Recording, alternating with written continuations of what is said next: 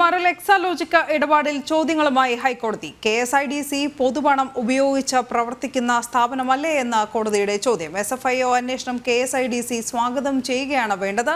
നിങ്ങളുടെ നോമിനിക്ക് CMRLൽ നടന്നത് എന്തെന്ന് അറിയില്ല എന്നത് യുക്തിക്ക് നിരക്കാത്തതെന്നും കോടതി.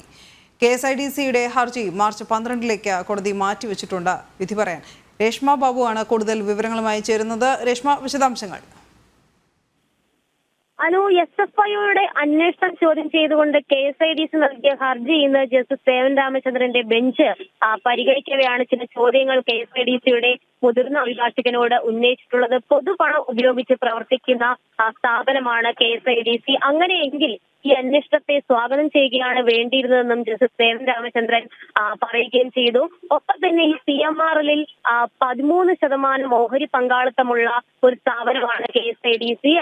KSIDCക്ക് നോമിനിയുമുണ്ട്. അങ്ങനെയെങ്കിൽ CMRLൽ എന്തിനാണ് KSIDCയുടെ നോമിനി എന്നുള്ള ചോദ്യം കോടതിയുടെ ഭാഗത്തു നിന്നുണ്ടായി. മാത്രവുമല്ല, ഈ KSIDC നോമിനിക്ക് CMRL കമ്പനിയിൽ നടക്കുന്നത് എന്തെന്ന് അറിയില്ല എന്ന് പറയുന്നത് അത് യുക്തിരഹിതമാണെന്നും ഹൈക്കോടതി എടുത്തു പറയുകയും ചെയ്തിട്ടുണ്ട്.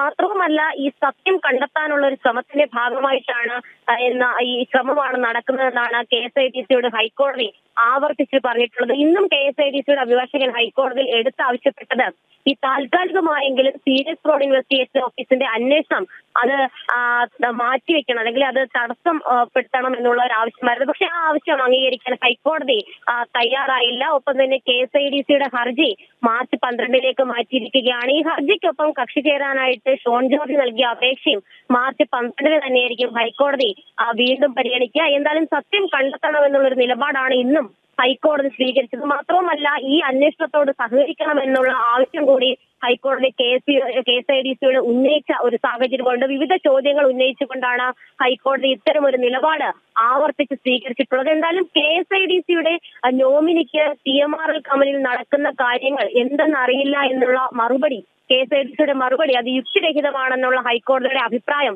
എടുത്തു പറയേണ്ടതാണ്. എന്നാലും നിലവിൽ ഹർജി വിശദമായിട്ട് വാദം കേൾക്കണമെന്നുള്ള ഒരു നിലപാട് ഹൈക്കോടതി സ്വീകരിക്കുകയും അതിന്റെ അടിസ്ഥാനത്തിൽ മാർച്ച് 12ലേക്ക് മാറ്റിയിരിക്കുകയുമാണ്. ഈ കക്ഷികളിൽ അപേക്ഷ അടക്കം ഹൈക്കോടതി മാർച്ച് 12 വീണ്ടും പരിഗണിക്കും. ശരി രേഷ്മ.